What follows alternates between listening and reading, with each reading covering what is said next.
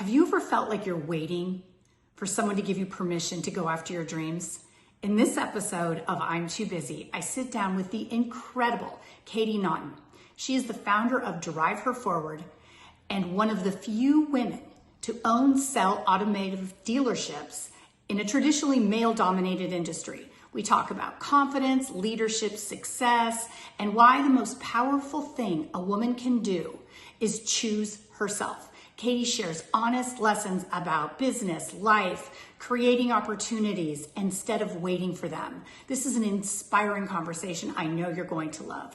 Enjoy. Please like, subscribe, comment, and share. You built your career in one of the most male-dominated industries. What did you have to unlearn to succeed at that level? Oh my gosh. I think I had to unlearn, the biggest thing I had to unlearn was that, it- life is not going to be handed to you. You have to go out and make it happen yourself. So, no matter how hard I worked or how hard I tried, I had to make the results happen. The automotive industry isn't going to, hand anything to you on a silver platter. So if you want to make a go of it or do anything or rise and become somebody bigger and better in that industry, you're going to have to just, pull up your bootstraps and get it done. So I would say that was probably one of the biggest things. I think women tend to sit back and think, the harder I work and if I just prove my worth, somebody will one day recognize it and the opportunities will just, start to flow in, and it doesn't necessarily happen that way. So I think that was probably the biggest thing. You clearly have an entrepreneurial gene in your body. What got you into that industry? So I was actually born and raised in it. My father owned Mm. Mike Naughton Ford out in Denver, Colorado for 47 years. My grandfather was vice president of Ford and Chrysler back in the 80s, 70s Wow. and 80s. And my uncles all had dealerships. So it's a very nepotistic industry for sure. So I certainly was born and raised in it. I wanted to get out. I wanted to get into TV broadcasting and be a sports anchor at one point. Oh, really? Mhm. I wanted, I actually went to school for TV radio broadcasting, but I learned real quickly that it really wasn't my forte. I continued on and finished school, but yeah, it was automotive was where it was at, and so I continued on with that path. It's one of those industries, once you get in it, it's really hard to get out. And you'll hear that from a lot of people. If you talk to more people within the industry, they'll say the same thing. It's almost like once it's in your blood, you're in it for life. Was there a defining moment when you realized I'm not surviving here, I'm actually leaving? Yes. Um, yes. I sat on a panel for a women in automotive conference, and this was back in, I don't know, 2013, 14. It was a long time ago. And I was up there on a panel with a bunch of different women, and they were all talking about, their leadership and what we've done in the business and how we're all operating our stores. But it was the first time that I realized that all the women I was with, they had inherited their dealerships or they were working for their father. I was the only one on that panel who had actually gone on and purchased her own dealership. Um, and I did it in a different country. I'm originally from Colorado.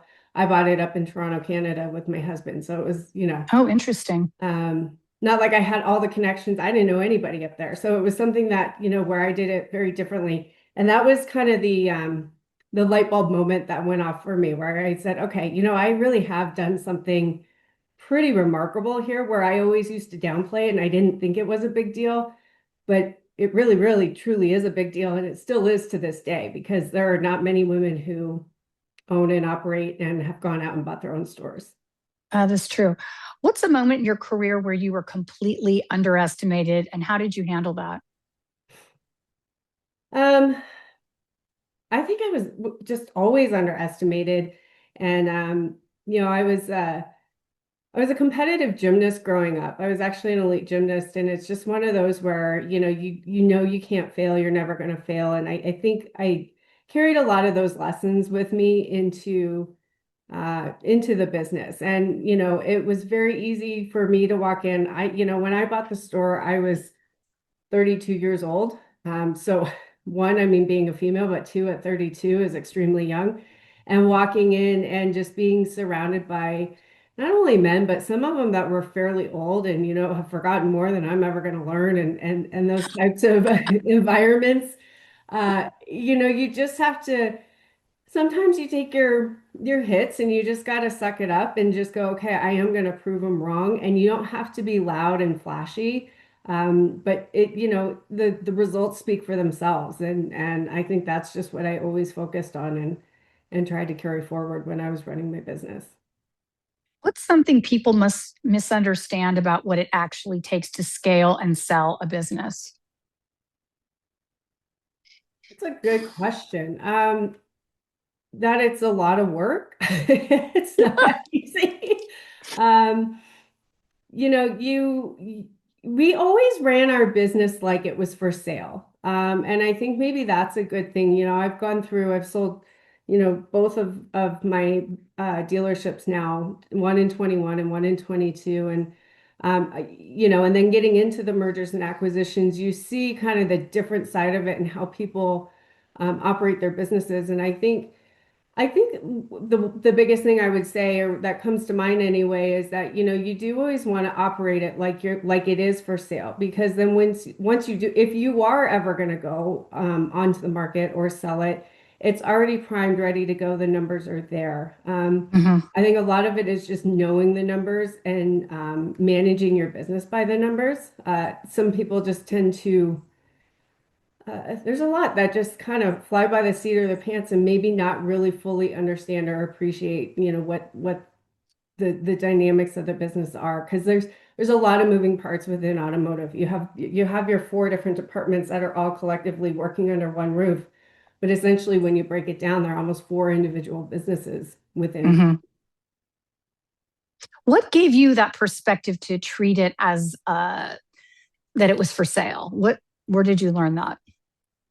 I learned that early on. In fact, I think it was, a mentor that we had. It was both my husband and I's mentality. And I think I really kind of learned it from him, where he learned it from somebody where, just if you're always running it like it's for sale, then you're always running it properly. It's clean. It's a Hmm. clean business. You want to make sure that you're doing anything and everything you possibly can to make sure that not only the financial statement, but just your business is running smoothly and efficiently. And as a result, then the numbers are going to reflect in that. You've worked on 7 and 8 figure deals. What separates those who build wealth with those who stay stuck? I think they're always thinking ahead. They're always looking for the next, not necessarily next deal, but they're progressive in their thinking. They're not stuck. They don't have the mentality of we've always done it this way. They're embracing the changes. Automotive is, well, I mean, just this whole world, but, I remember the days before we had websites in car dealerships, and that was such a big ordeal for some of these dealers to get on and understand, the internet. And now we have to, display our cars or advertise our vehicles online. And now we're entering into this whole new AI phase and how all these new companies and all this technology is at our fingertips. And some embrace it, and those that do embrace it really will do well, and I think excel in the business. And others that just they're still stuck in the 1990s way of doing business, and there's a lot of them out there. They're kind of just squeaking by. Do people, I mean, what changed? Like when people were starting to look at cars online, were they really, do people just buy a car online without coming and speaking to someone? Because that seems odd to, I mean, I could understand comparing pricing, but do people just purchase a car online? So I would say yes, but I'm cautious about that because it doesn't really happen all that often. And that's really, I've been out of it for a while in terms of the retail side. But that was really the direction that the business was trying to go, or the industry was trying to go. Hmm. A lot of the manufacturers were trying to go that way. When we had the Ford dealership and the Mach-E was just coming out, that's kind of the platform or the premise of how they wanted the cars to be purchased, was it was all just going to be online orders through the manufacturer, and then the dealers were going to deliver them. And they have since then kind of retracted how they're going to do that because people are not really adopting it. And there's always been threats of the Amazon style model of Hmm. coming into the business, and it's not really the dealers that are against it per se. It's like you said, people want to go in. You still want to test drive. You still want to touch and feel, and it's something Right. to be in.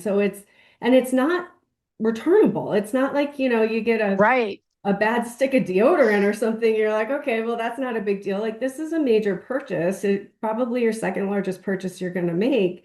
So you do want to make sure that you're getting the right vehicle and the right experience as well. What's the difference between women who earn money and women who build real wealth? I think it's just their mindset. Hmm. I think I have a saying that, I live my life by design. I know what I want, how I want to live, and how I'm going to. And so I am very strategic on that, on the steps that I'm going to take to get to my final goal or how I'm going to get there. I think those that are just staying stagnant just kind of have the workhorse mentality of, I'm going to check my box and go to work 9 to 5 and maybe save a little money here and there, but I'm really going to just kind of do the status quo. Where those that Hmm. are really truly building wealth, I think are going above and beyond, always learning, always trying to do new things, and really are intentional about how they're moving about life.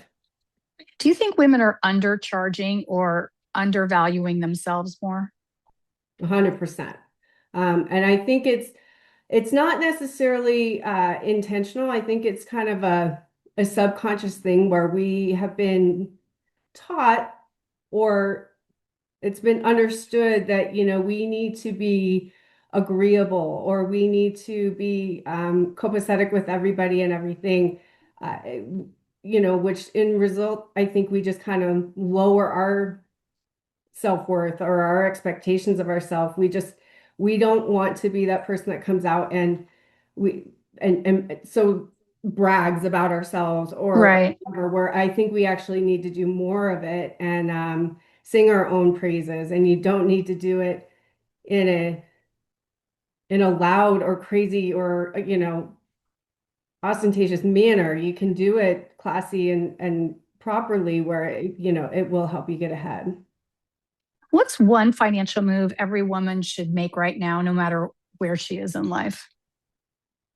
Wow. I don't know. That's a great question. I think just start investing in yourself. If you can make a small investment,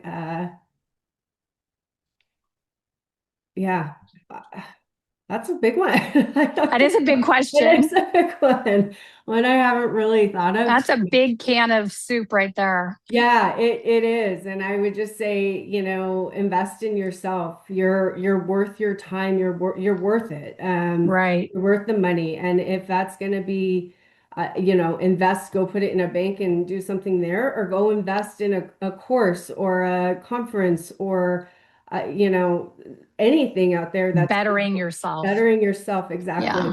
I And think I that. also think that gives you confidence.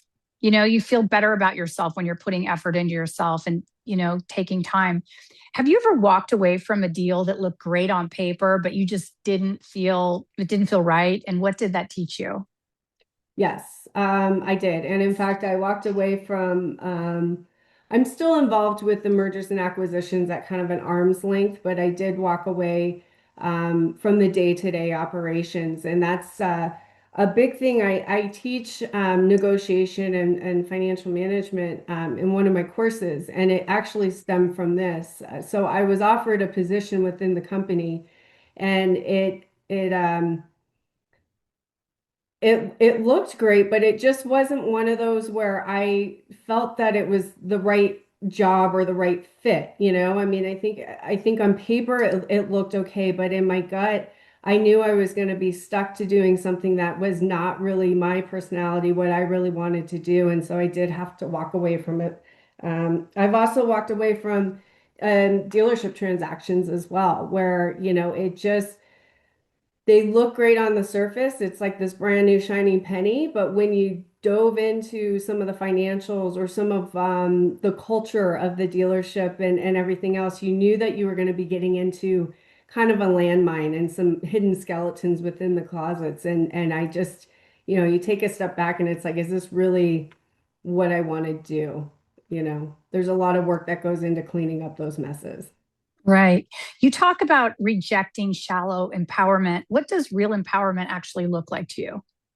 So I think the shallow empowerment, I think there's so many women platforms out there, and we all want women to thrive, and I'm all for it. But you know, I just felt that there was too much of, you know, I am woman, hear me roar, and there was really no substance to how are we going to grow and elevate. So where I want to bring to the market is something that's, you know, I want to coach and teach these women that there's lessons going on out there. I want to help women navigate through the complexities of either running their business or running just life through their careers. There's a lot of things that we go through that I don't think we really talk about. I want to get real deep, raw, and dirty into, you know, we've we tend to lose our voice in the boardroom. So how do we navigate that? How do we navigate the mansplaining? How do we handle,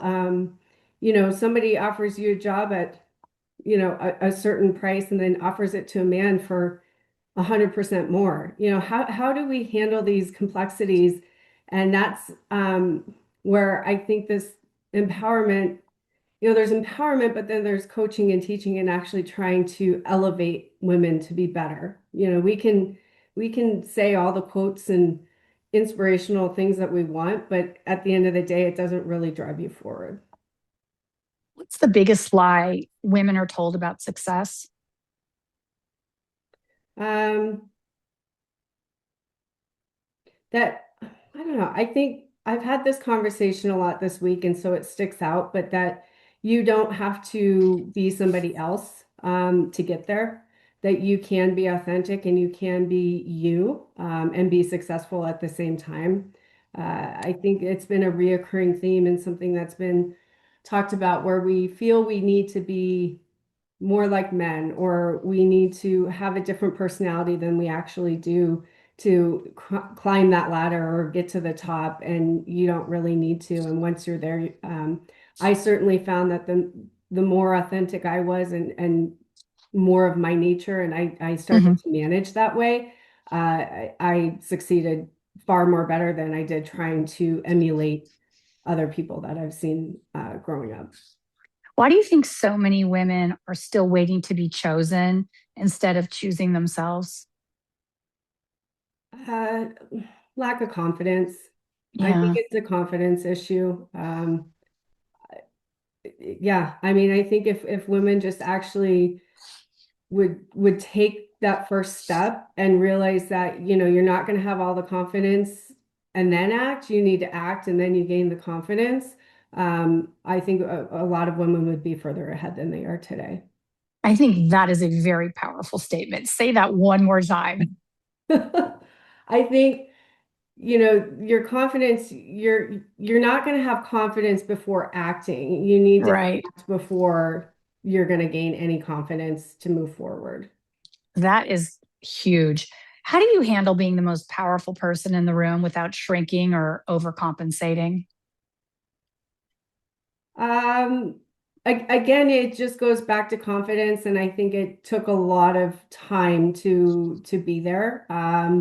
It's I don't feel that I am. I feel like I'm a normal person like everybody else, and I guess that's how I enter a room. I don't come in thinking that I'm, you know, the owner and the president of the company. And I mean, I know that I am, but it's you have Right. your staff, you treat people the way you want to be treated. we're all human. We all have feelings. We're all, it's just, yeah, just treat people the way you want to be treated. And I just I don't think that way, I guess. I agree. Yeah. I feel the same way. Do you think likability holds women back in leadership? Yes, in the sense that they are always trying to be likable, for sure, 100%. And I've been guilty of it. In fact, I been posting about it recently where, I think it gets us in trouble where we think we're doing the right thing, trying to be likable or agreeable or, easy to work with. And in the in turn, you're losing yourself by doing that. You're just kind of becoming a wallflower on the in the room, and you're not being true to yourself and speaking up. And you don't have to be, again, you don't have to be loud or rude or aggressive, but you do need to be. You don't have to be lower your standards or lower yourself down to be likable. Right. What gap did you see in the market that made you create Drive Her Forward? So the gap I found was mostly in the automotive space. Now, Driver Forward is intended for anybody and everybody that wants to grow and elevate their careers.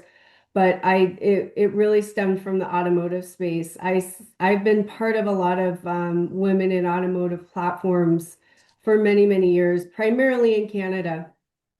And what I found with them is, they meant well and they were trying to, empower women, but what I found was they were more focused on tearing men down, and like literally crying over how hard done by they are by being in a male-dominated business. And the narrative just really has never changed. It's been the same forever, and I was just getting tired of it. One, I'm on the mindset of if you don't like it and we're going to cry about it, then maybe this isn't the business for you.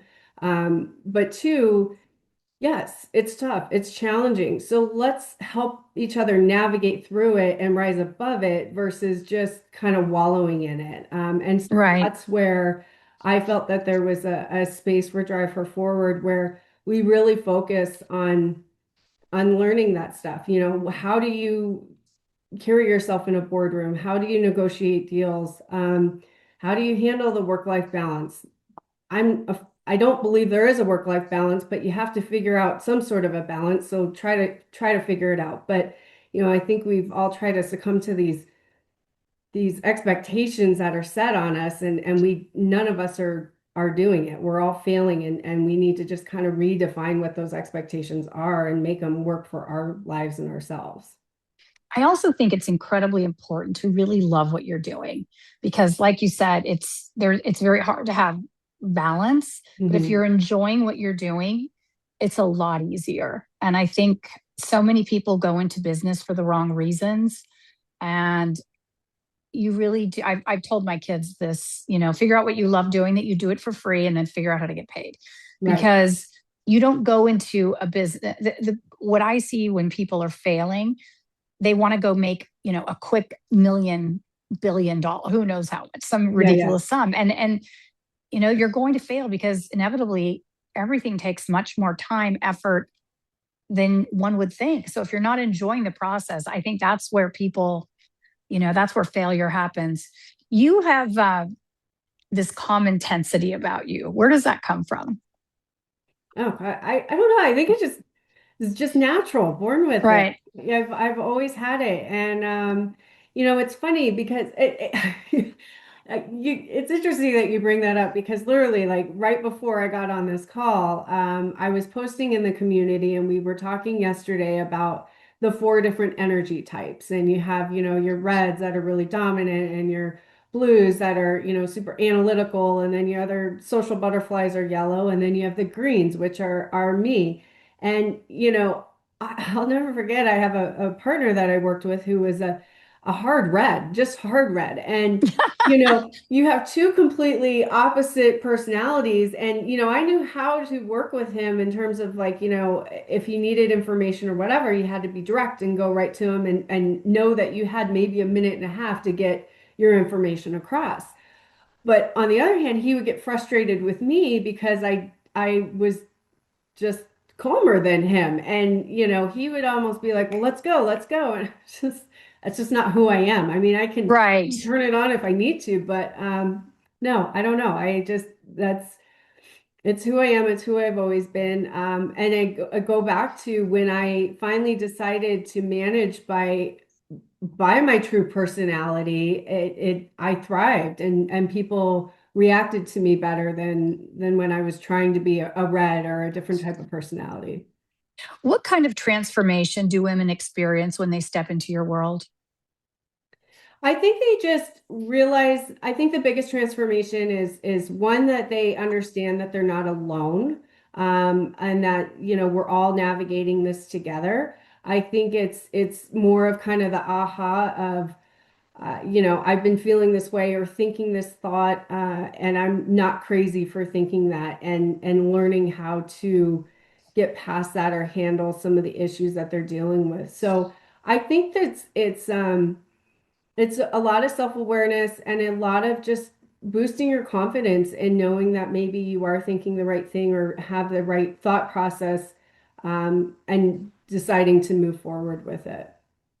How do you stay focused and grounded while operating at such a high level? It's challenging. I ran a lot back in the day. I need to get back into it, but it was, I would say, working out was one of my things that just kept me going. I can't tell you how many days I would leave the office and just wound up and worked up. And automotive is I don't know. It's really one of the only industries I know, but I'll tell you, it's challenging because you can have, go from selling a car and have the happiest customer on earth, picking it up and driving off the lot and going from such a high to then you walk back to like the service department and the car fell off the lift, and then you got that customer that's yelling at you, and then you got an employee that crashed cars. I don't know. You deal with like 47 different things Right. that It's get not thrown just at you one. daily. Right, right, right. And so yeah, I would say that working out, I would just leave and I would be so upset or frustrated or mad or angry or whatever I felt. And the minute I got to the gym and just got on the treadmill, it all washed away, and it brought me back to reality a little bit. And you're able to kind of take a step back and go, okay, I need to refocus and get your mind straight. What does leading your life by design, not by default, actually look like day to day?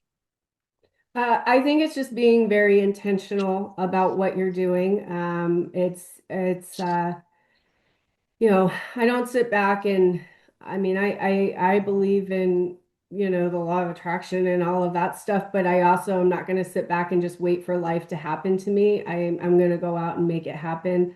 Um, Hmm. and no, you set your goals, and you know that you can't have 100% motivation all the time, but as long as you're consistent with what you're doing and you're trying to accomplish, you will do it. And I think that's just where life by design comes in. It's intention, just a lot of intentionality. Do you believe women can truly have it all, or is that a myth?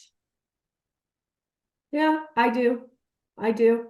But have it all is very different to every woman, It's I didn't want kids. I don't have that. I've always wanted to run my business, have businesses and everything. So that's the life that I chose in the path. I think if I do. I think if you want something, you just have to go out and make it. And I think we tend to make excuses for why we don't have what we want. Is work life balance real, or are we chasing the wrong idea? I think we're chasing the wrong idea, 100%. I think we focus on being busy, and we feel like the more that we're doing, and as long as we're doing something, we feel like we're accomplishing something, but it doesn't necessarily mean that you're actually driving forward or making anything actually happen. So there's a lot of busyness in our lives, and I think if you sit back and analyze that, you can remove some of it, But no, I don't think that there is a work-life balance. I think you just need to manage what's important to you most at that time and make it happen. I think there's just unrealistic expectations for work-life balance that have been set out there. Who are you when you're not leading, building, or performing? Who am I? I'm Katie. I'm just I I like to be outdoors. I like to be active. I'm a big golfer. I love to travel. I was just in France and Germany. I love exploring the world and trying new things. I recently moved to Vegas about 3 years ago, and it's been one of the best moves I've ever made. I love the sunshine and just people, being around people and laughing and having fun, and I'm just being relaxed. What keeps you up at night now at this level? Um, Really, I would say what's keeping me up is I've gone from a business and an industry that I know and I knew how to operate to now I'm running, Drive Her Forward, and it's an entirely new thing for me. In a sense of I'm, building websites and I'm starting this community, and I'm navigating these waters that I've never done before, and I don't know what I'm doing. And so I guess it goes back to what we were talking earlier. Sometimes you just got to jump in and figure it out and take it day by Right. day, and see where it goes. And it's been, I feel like I'm like Bambi at the beginning of the movie where it's like stumbling all over the place A because little wobbly.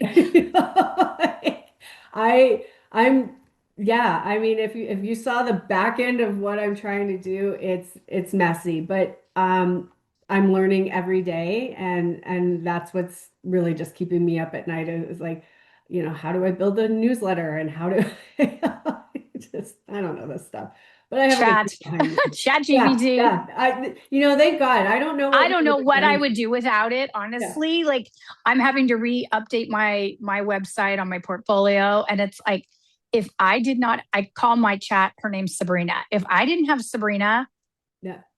I would have to be paying someone tens of thousands of dollars. There's like no way, Yeah. Um, what has success cost you? What has success cost me? It's cost me,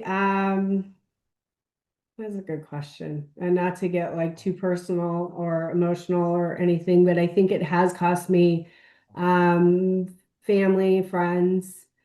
Yeah. I've put my career first, and unfortunately I think it's put some friends and family in the back burner, and it's affected some of our relationships. Right. What's something you've had to let go of to grow into who you are today? I think I had to let go of the ideal version of what I thought I wanted or who I was going to be. I think 10 years ago, 15 years ago, I kind of had this image of what it was going to be like, and I accomplished a lot of that, but then it always seems to kind of change. And I think I've learned that, life is going to throw you curveballs, and as much as you plan and think that you have it all figured out, you really don't. So just take it day by day and see where it goes. I mean, you can have your goals and where you want to be, but you have to be able to pivot or be adaptable to some of life's changes. What does success feel like and not look like? It feels good. It feels like I've accomplished something. It feels like all the work and all the time and effort and probably literally blood, sweat, and tears that I put into what I was building or what I am building makes it all worthwhile. Where is your happy place? Where is my happy place? I think that's a great question. I'd say on an airplane traveling to somewhere. That's mine. I always say SFO, like the airport Yeah, here. That's my happy place. yeah. I'm always excited to go there. What do you do when your day isn't flowing? Oh wow. It's go for a walk, get outside, get some sunshine. How important is self-care to you? And do you have any favorite tips? It's very important. I'm a big believer in self-care. And my tips are, I think you just have to make it a priority. You can't put it on the back burner. Again, I think that's a big thing. Listen, probably am a few pounds heavier than I want to be and everything else, but I think you can't let life get in the way of your self-care, whatever that is, if it's working out or going to the spa or doing whatever. If you believe in it, I think you need to make it part of your life and schedule it, and you can't let it slide. What would people be surprised to know about you? Um, I don't know. I think the big one that I always kind of tell people are one of those, like when you ever play those games, like the weird thing. I used to intern for Entertainment Tonight Oh, really? 20 years ago plus. And I was Mary Hart stand-in for the lighting guys because we had the same hair. Oh, that's hilarious. Yeah. That's a good one. Yeah. Success means Today, success means paying it forward and helping others elevate their lives. money mindset in one sentence. Money mindset in one sentence. Money flows where energy goes. Ooh. The most powerful word a woman can say is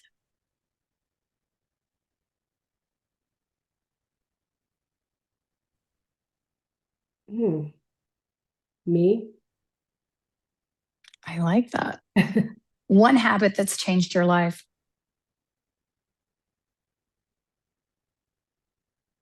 Getting up early in the morning, earlier in the morning. What time do you wake up? I'm usually about like 6-ish, but I find I like when I started doing that, I had time just to sit, reflect, prepare for the day, and have me time. What is the biggest red flag in business? There's so many of them. I think, I don't know if it's red flag, but I think just what is coming to my mind is that you just have to trust your gut. No, just trust your gut. There's so many times I talked myself out of, I didn't know what the problem was. I couldn't pinpoint it, but my gut was telling me, and sometimes for years. And when I uncovered it, it was not good. So just trust your gut. What's the best investment you've ever made? The best investment I've ever made, I would say, well, I would say the investment that I went to the NADA Dealer Academy in Washington, D.C. And that's where we basically, it's like a master's degree for the car business. So not only did that investment help me, career-wise, but that's where I also met my husband and we have a fantastic life now. So I think it's kind of twofold. I love that. Leadership is I'm gonna go just um, helping others navigate through a situation. if you weren't doing this, you'd be doing what? If I wasn't doing this, what would I be doing? I don't know. I don't know. I knew I didn't want to do the mergers and acquisitions anymore, and this is kind of what came out of it. I'm in a space I would be doing something. I'm just in that frame of mind. I don't know if it's the age or what, but I really just want to help others succeed right now. So whatever that is, if it was, in a different group or organization or volunteering, that's probably where I'd be. What is one thing every woman needs to stop doing immediately? Getting in her own way. Just stop getting in your own way. Yeah. Legacy to you means what?